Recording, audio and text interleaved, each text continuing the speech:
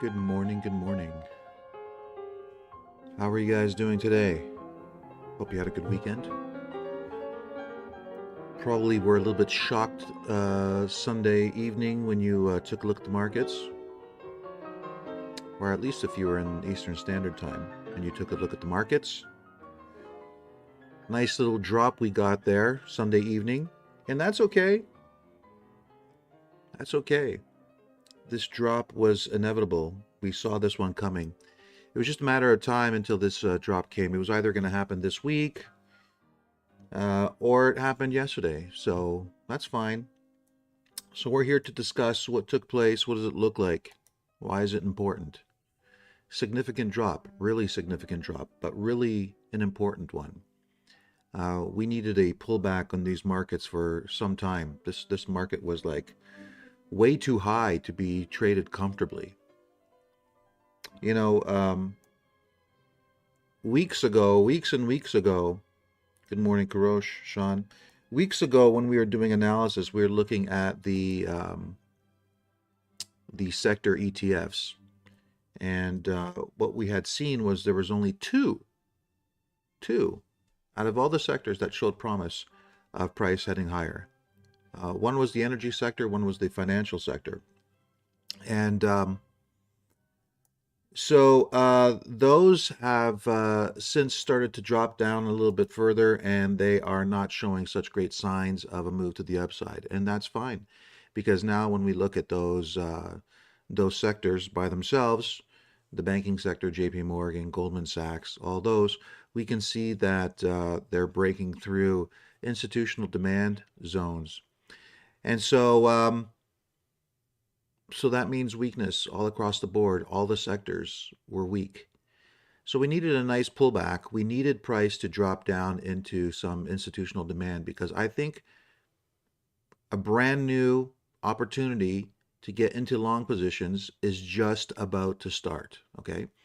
Just as all the headlines start coming in and start freaking people out and making people think that this market's going to continue falling, this is when the banks are going to come in and start buying. Okay, this is what I am speculating on now, and my speculation is based on analysis of the charts and what I am seeing. So we're going to go through that today, and I'll show you what I'm seeing.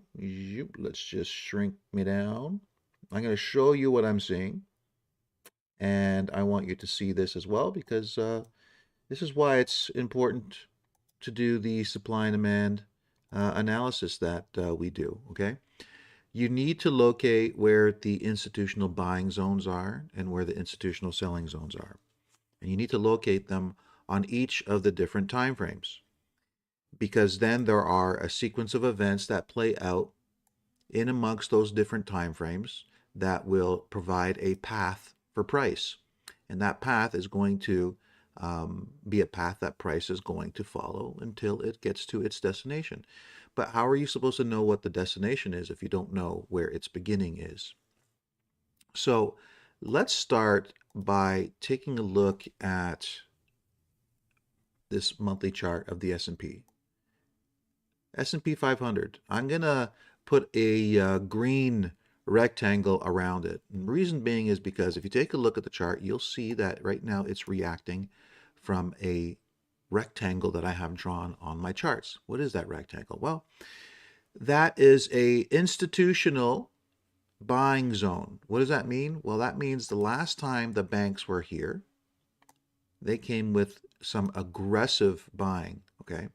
They came into the market, they bought very aggressively, they shot price up, they dropped it back down again, it contacted that buying area, and they shot price up ever since, okay? So then the market was a little bit overstretched to the upside. Yes, it could have continued. Sure, it could have continued, right? And if it would have continued, we would have had buying zones created on the medium-term time frame, which did take place. Medium-term time frame is the weekly chart. And that medium-term buying came in right here. Watch as I draw the green rectangle. That was the medium-term buying that came in, and price retraced that area, and they bought some more, and they caused price to go up from it. But it didn't go up that much until it came back down again and it tested that buying zone one more time. Okay? It was having a hard time. It came down to demand, rallied up, but didn't really want to go that much higher. Then it came back down again, tested that area of demand, rallied back up, couldn't go much higher, couldn't even close past the previous highs. So if you look at these here, couldn't close past the previous highs. It's having a very difficult time. At that point, we were looking at the daily time frame. And here was the contact of that weekly demand zone here. Okay. Probably the second time. The first time was here. And as it went up, it broke in a descending trend line here on the daily time frame, and then it created a daily demand zone. So it started to show some promise that maybe the banks were going to use this area of demand to propel price up. But as you can see, as price reacted from this demand, it couldn't go past the previous highs. That was a problem. It came back down, wicked below the demand zone, came back up again, couldn't make it past the previous highs. At this point, we were starting to see a lot of weakness in the market. And when it is not showing a very strong move to the upside and creating new demand zones and creating upward trends, it starts to become very weak. The structures are very weak, okay? Now, one of the things that we teach at the school is a system called the Sherlock system. And the Sherlock system incorporates a process of analysis, looking at the charts, taking what you know to be true, and coming to conclusions about it. So we have to think critically about what we see on the charts. Now, if we know to be true that the banks, when they are buying, they create ascending structures on lower time frames. If we know this to be true, then when we see buying coming into play, like when price was reacting from the weekly area of demand, what we're looking for is structures on lower time frames to be created. When there is a lack of those structures being created, or those structures are being created, but there is multiple tests of the zones and we're seeing weakness, then that leads us to suspect that these structures are likely not going to hold, okay? And so when we come to these conclusions, we start looking for evidence to support this breakdown of this structure and a move to the downside. So that happened right up here. I'll make a big red circle here. That happened right here. This is the first major indication that something was wrong here with these markets. Back there, that was in February. That's when the demand zone broke through on the daily time frame. And this was, again, this was the structure that was being built off of that medium-term buying zone. It was breaking down. Once that broke down, very strong momentum to the downside started to kick in. You see how far and how quickly price dropped down to here. It didn't take very long to get down there. Now, another thing I'll point out is this is what happened here. Let me just erase some of these things here.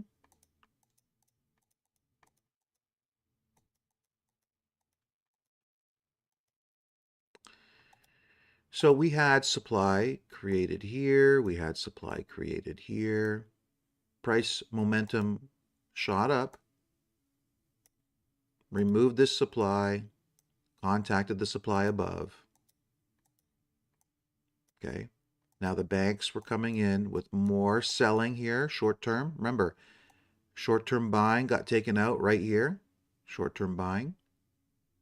And now we're starting to get short-term selling and more short-term selling here. I pointed out this supply zone and I posted it in the Telegram channel and showed you guys. And I put this sign, watching for supply. This is the supply that came in. They rallied price into this area of supply and arrivederci. That was the last time we saw price up there because the medium-term buying turned into short-term selling turned into more short-term selling and more short-term selling, and then we have the big drop in price, as we can see now, okay? So these are the events that have led price to where it is right now. And so As we always teach, short-term events help to facilitate what's taking place on larger time frames. So we go back to the monthly time frame and we have a structure to the upside. We have a demand zone that was created down here, and price has finally made its way all the way down there. So what's going to happen now? Well, let's erase everything. What's going to happen now is we have price contacting a significant area of buying. So the chances that we are going to start seeing the institutions buy and buy and buy from here are pretty high. High odds. If I have to give a percentage, just from where we are right now, price, this candle on the monthly time frame hasn't even closed. We're just reacting. So, I mean, the more we wait and be patient, the higher the odds are, because we can see what the banks are doing with price, and we can come to a determination of what that means when they are doing those things with price. We have a good inclination of what it is that they are about to do. So this monthly candle hasn't even closed. We're just contacting this area of demand. I'd say about 70 to 75% chance that we're going to see price rally from this area of demand, and this is going to be the lows of the market. Okay, about 70 to 75% chance. And what will increase those odds that we're going to see a rally is the headlines. I want to see headlines, bearish headlines, because the more bearish headlines I see, the more the more I am leaning towards seeing price heading higher, because this is what the banks want down at these lows. They want everybody to offload their positions to them. Because retail were offloading their positions at the highs. Okay? Retail were offloading their positions at the highs. And offloading their positions down here. I mean, the moves down happen really, really quickly. And the reason being is because of the panic, the amount of people getting out. And some people don't get out quickly. Some people are like, no, no, no, it's going to bounce back. No, it's going to bounce back. They think it's going to bounce back here. They think it's going to bounce back here. But it doesn't. And the move happens so quickly, by the time they come to realize what just happened, they're down. Their portfolios are down and they're in shock. And they're thinking to themselves, what the heck just happened? Usually when price settles down and stays down at the lows, okay, and they get a chance to read the headlines and read the articles and read what the experts have to say, and they lay out a whole logical story, logical argument as to why the markets are likely going to continue lower, this is when they decide, all right, I'm going to give up my positions. This is when the banks come in and take those positions from them. And then later on, you see the big rally, right? But then that rally is going to be explained. Oh, it's just a short-term relief. A little bit of a relief, just a little relief. And then you're like, okay, fine, no problem. Just a little bit of a relief. I don't feel too bad selling at the lows. Maybe I could have just waited for the relief, right? But that's okay. That's okay. And then it continues and you're like, wait a minute. Why did I sell down at the bottom there? I could have just sold right here. Okay, but it's likely going to drop now. So I'll wait for it to drop, and then, then I'll get in. And before you know it, the pressure to the upside is just so tremendous. Okay? And then we get back at the highs again, and you're like, darn it. How many times has that happened to you? Yeah, I've been in situations like that. I know. Been there, done that. That was only at the beginning of my career when I didn't understand what was going on in the markets. When I used to trade emotionally and I used to fall into the traps. Now, you know, the only irrational decisions I'll make is sometimes I'll get bored. And sometimes I'll try to outsmart the market. And I'll be like, oh, this is a difficult situation. I really shouldn't be trading this situation, but I have a strong feeling this is going to happen. Let me just put in a position. It's never a big position, compared to my overall portfolio size. It's never a big position because I wouldn't do anything that stupid. But um, but now, understanding the market at the level that I do, and understanding how this game is played, um, you know, when you know, you don't need to be emotional anymore because you just know what's going on, right? Now, I am looking to enter into a long trade on the S&P 500 for sure on the futures market, but I'm not going to buy blindly right down here. Even though it's reacting from a nice area, I really love this area that it's reacting from. I'm going to let it settle. Okay, I want the market to settle because that's what's going to happen. It's going to settle. It's going to come down. It's going to sit. It's going to settle down here. The articles are going to come out. They're going to try to explain to everybody what just happened. And um, and then when I start to see signs on the lower time frames that the banks are starting to accumulate, I'm going to locate a demand zone on the lower time frame, something that's small, something that I can base my risk off of, and then I'm going to jump in. That's what I'm going to do. Okay. So that is pretty much what I wanted to cover for you today. If you look at the other pairs, not other pairs, if you look at the other indexes, there's similar situations taking place. But uh, I found that not all the time are the indexes perfectly correlated, meaning a monthly demand zone might be tested on the S&P 500, but it doesn't mean that it's going to have a monthly demand zone on the NASDAQ or the Dow Jones, okay? The indexes dropped because the Dow Jones created a very significant area of supply and dropped from it, okay? If you've been following us here on our Telegram and on our social media, you'll notice that I made lots of posts about this. The Dow Jones had a significant area of selling on the weekly chart. Price contacted it, and that's what caused price to drop. And uh, and that's what caused the markets to follow suit. So now we have to determine what index is the one that's going to lead the others. I believe the S&P is going to be the one that leads the others, and so we'll see. I'm putting that out there. I could be wrong, but I told you the odds are 70 to 75% that we're going to see a rally up from this area. We'll watch and see. The odds will increase when price closes, when this monthly momentum candle to the downside closes inside this zone. Then the next candle starts to get created. And then on the lower time frames, when we start to see them build structures to the upside, then the odds will increase even more. Okay, so just be patient. I'm going to be patient, and I'll strike when the time is right.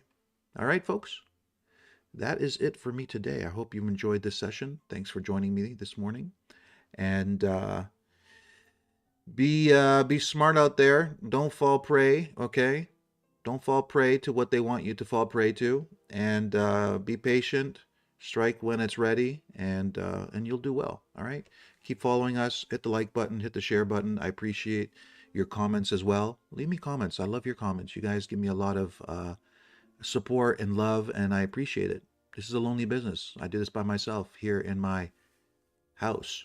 Okay, I got my family in the other side, homeschooling kids over there. My wife's home all the time, but I love to hear from you guys. Okay, I get very inspired listening to your comments and hearing your comments. Okay, folks, that is it. Thank you again. Arrivederci. Love you all. We'll talk to you soon. Take care.